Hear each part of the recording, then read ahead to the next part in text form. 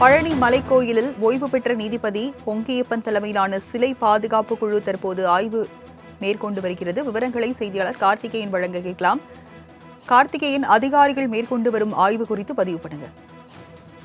வணக்கம் ராஜலட்சுமி. அறுபடை வீடுகளில் 3ஆம் படை வீடான பழனி முருகன் கோயிலில் மூலவரான நவபாசான சிலை உள்ளது. பல்லாயிரம் ஆண்டுகளுக்கு முன்பு போகர் சித்தரால் நவபாசானங்களை கொண்டு வடிவமைக்கப்பட்ட மருத்துவ குணம் வாய்ந்த மூலவர் சிலையை பாதுகாக்கும் வகையில் உயர்நீதிமன்ற உத்தரவின் பேரில் ஓய்வு பெற்ற நீதிபதி பொங்கியப்பன் தலைமையில் சிலை பாதுகாப்பு குழு ஒன்று அமைக்கப்பட்டுள்ளது.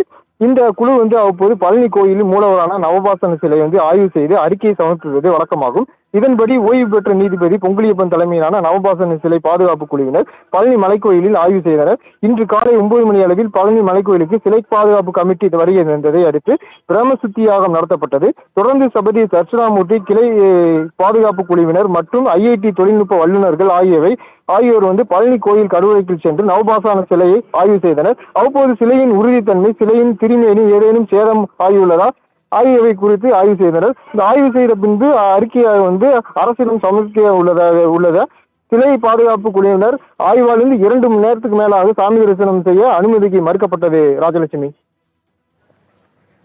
பழனி மலைக்கோவிலில் நவபாஷண மூலவர் சிலையை அதிகாரிகள் ஆய்வு செய்தனர். விவரங்களை வழங்கியதற்கு நன்றி கார்த்திகேயன்.